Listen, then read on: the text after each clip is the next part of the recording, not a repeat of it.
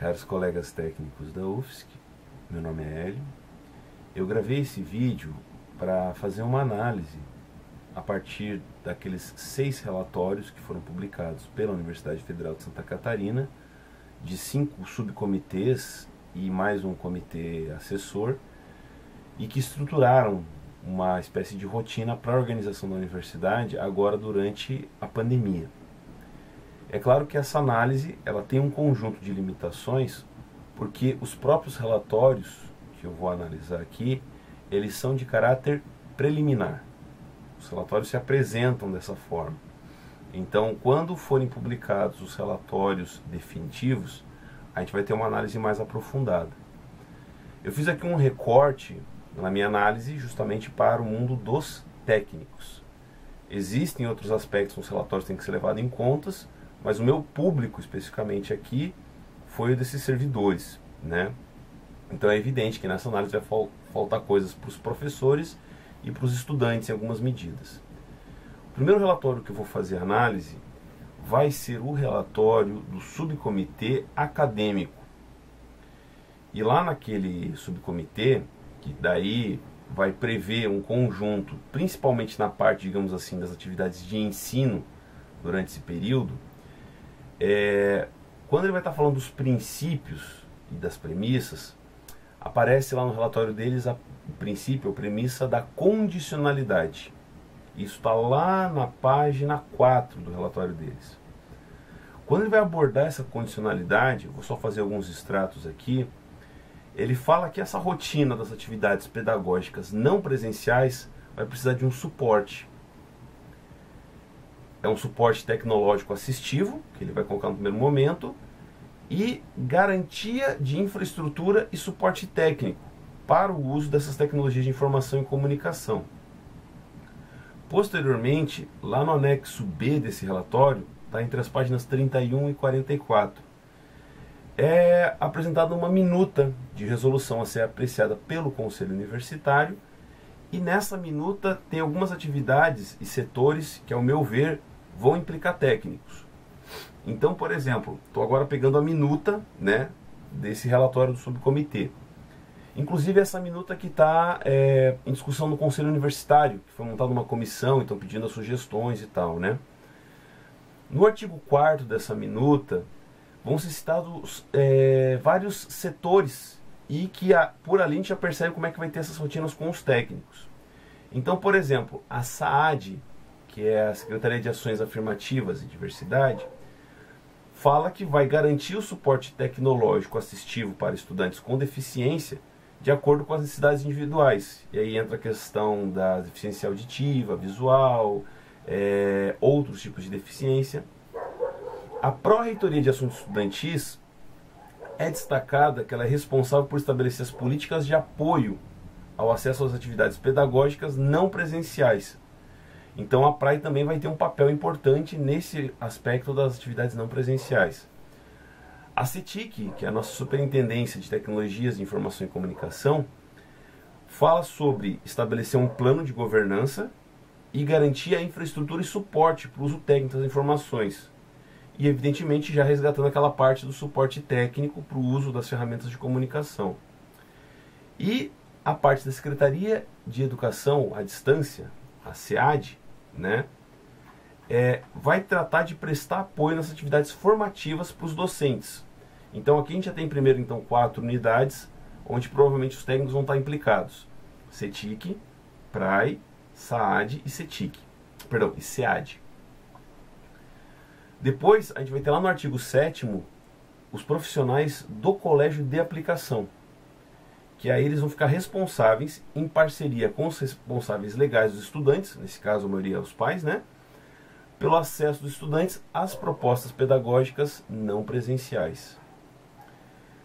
Depois tem a parte da viabilidade e análise de estágio obrigatório, não obrigatório. Então o TAI que está atuando nessa parte também de estágios, especialmente nos cursos, vai ter uma atribuição a mais aí. Lá no artigo 26 é prevista uma etapa de ajuste de matrícula. Isso aí entra estudantes de pós-graduação também, né? Que aí vai também demandar um esforço desses profissionais envolvidos com o processo de efetuar as matrículas, trancamentos, etc. Agora, no anexo 1, não agora da parte da minuta, tá? Perdão, dentro da própria minuta, no anexo 1 que ela tem, tinha me enganado aqui, cita ali, em relação à parte de fases colocadas por parte da semana 2, tem uma avaliação de reabertura da biblioteca universitária e os laboratórios de informática, para os estudantes poderem acessar ali. Não tem menção explícita, mas a biblioteca universitária também é outro setor que vai ser implicado nesse processo. Essa é a primeira parte, o relatório então do subcomitê acadêmico. Vou entrar agora no relatório preliminar do subcomitê de assistência estudantil.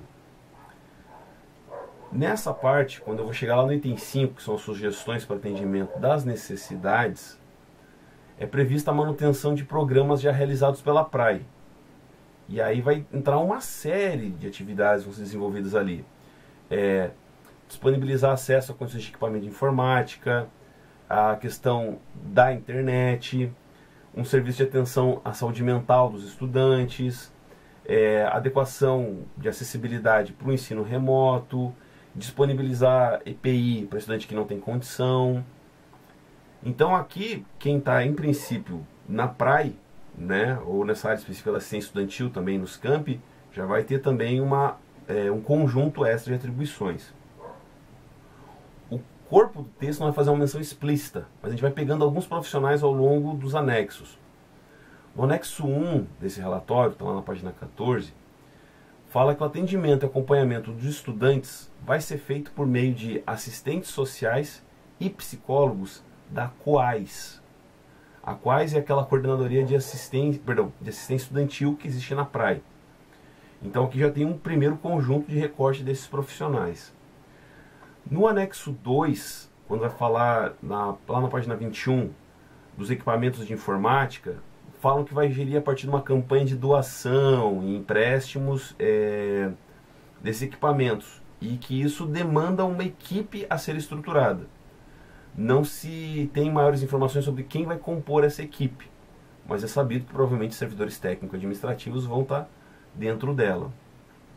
E claro, vai acionar também setores que estão relacionados, vai associar setores que vão operacionalizar essa parte de organizar a doação dos equipamentos, organizar a compra dos equipamentos.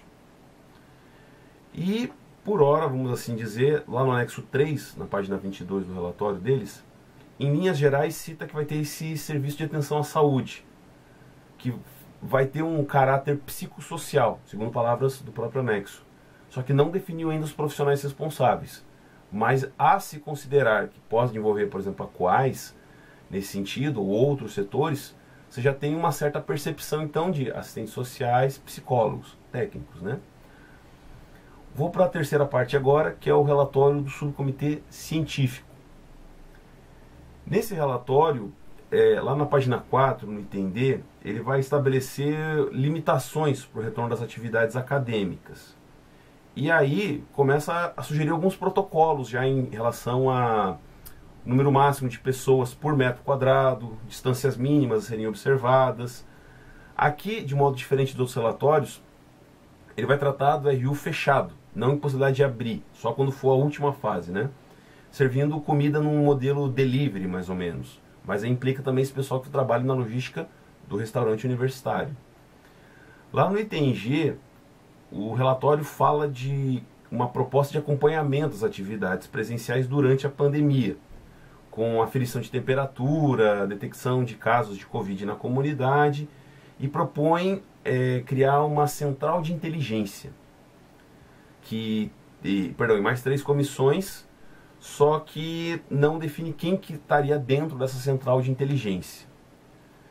Depois eu vou agora para o relatório do subcomitê de comunicação, que estruturou um plano de comunicação que está anexo a esse plano, a esse relatório. Nesse plano de comunicação, lá na etapa 1, que está na página 3 do relatório, está prevista a organização de uma campanha institucional de preparação ao retorno das atividades. que aí ia ter criação de hot site, edições especiais do Divulga, vídeos, e boa parte das atribuições, em princípio, estaria sob responsabilidade da GECOM, que é a nossa agência de comunicação, e aí pega um grupo considerável de técnicos. E também para as pró-reitorias e secretarias que vão estar trabalhando com essas demandas de atendimento, é sugerido criar canais de comunicação como WhatsApp, Chat UFSC e redes próprias, né? Depois, lá na parte da etapa 2, que seria essa transição entre o remoto para o presencial, tem uma parte de orientação lá no item 3 que é para as entradas principais, que aí fala de uma sugestão de que alguns técnicos ficariam nas entradas da universidade fazendo uma espécie de panfletagem e orientações para essa rotina. Participariam também a TV UFSC e os profissionais dela, né, nessa parte também de auxiliar o processo da comunicação. O último relatório de subcomitê, depois desse relatório a gente vai para o comitê assessor, é o do subcomitê de infraestrutura e administração. Aqui já tem uma coisa que eu vou fazer um recorte nesse relatório, porque no subcomitê de infraestrutura não houve uma apresentação de todas as ferramentas que o subcomitê falou que estavam sendo criadas, porque essa era uma versão preliminar do relatório. Então elas viriam a ser apresentadas em anexo ao final desse relatório, na versão final, etc. Que a gente ainda vai conhecer, então tem que esperar também o subcomitê terminar essa parte. Mas então tem, por exemplo, lá o painel de risco, mapeamento de processos para auxiliar o teletrabalho e servidores que precisam de um caso especial de acompanhamento. No item 5 do relatório, das possibilidades, além dessa parte da classificação dos servidores, ele fala também de prever equipamentos, sistema e capacitação para essa mobilidade, para esse tipo de modalidade. Então aqui a gente já percebe que também o setor que vai trabalhar com capacitação vai ter uma demanda maior nesse quesito. Dá a entender que vai ficar alguma coisa a cargo da Prodegesp, pensando então que tem lá, né, o DDP e a CCP, que no caso seria a Coordenadoria de Capacitação de Pessoal. Também é citada a possibilidade de readequar o trabalho, redistribuir tarefas nesse sentido. E aí no item C, que daí está lá na página, perdão, item 6, na página 5, da necessidade de instrumentos formais, o relatório vai apresentar como necessário 3 instrumentos. Um primeiro que vai fornecer segurança jurídica para servidores em trabalho remoto, mas que não estão enquadrados nesse grupo de risco, as comorbidades. O segundo é que forneça uma segurança jurídica ao gestor para movimentar profissionais de um setor para o outro durante a pandemia. E um terceiro que forneça segurança jurídica aos gestores no controle de acesso ao espaço físico da instituição. Depois eu vou voltar um pouco sobre essa questão da segurança jurídica para movimentar os servidores, que me dá um pouco a impressão que a gente trabalha talvez remoção de ofício, né? Mas seria uma espécie de redimensionamento durante a pandemia, mas isso não está muito claro no relatório. O relatório do comitê assessor, ele possui uma espécie de síntese de vários pontos dos subcomitês, então eu não vou abordar aqui o que já foi abordado nos subcomitês. Vou apresentar só questões inéditas, né, ou que precisam de um aprofundamento. O relatório do comitê assessor vai falar sobre aquele diagnóstico que foi feito da universidade. E aqui acho que a gente já percebe uma primeira condição mais explícita pelo que não fala do que pelo que fala. Porque aquele diagnóstico, por exemplo, ele entrevistou, né, algo em torno de 63% dos mais de 3 mil técnicos da UFSC, só que esse grau de participação muda conforme o ambiente.